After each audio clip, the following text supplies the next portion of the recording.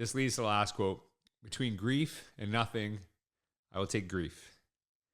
And I just think of that quote is that it's kind of like, to love, I don't know, it's like to love and lose is better to never love at all. Something like, oh, how do I not know this quote? And I'm so, as I move more away from the passing of my dogs, and I see the joy of my dog Suggs, who I welcomed my home in April, who is extremely annoying, extremely hard to deal with, but his obnoxiousness is something I really, really love. And I like, it's weird because he's a puppy still. He's not even I think he's a year old, and I know I'm gonna have to go through the same thing.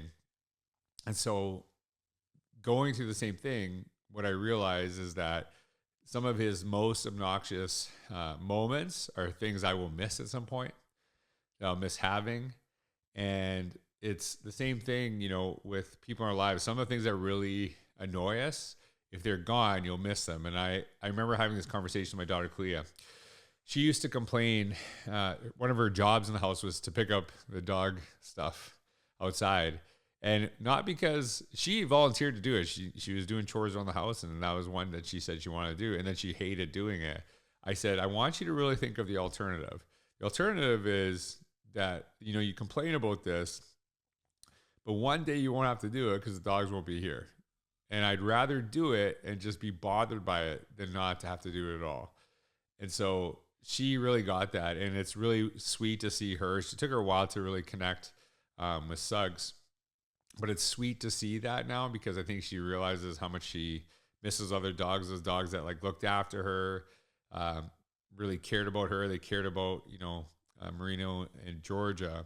And as much as sometimes it's really hard to deal with the struggle, and I still deal with it. I still swear I see Cooper lying at the corner of my bed sometimes, because she wouldn't lay with me, just kind of the corner. She just wanted to be around me, but not too close. And I miss her tremendously. I miss Odom tremendously, but I so appreciate I had such a long time with them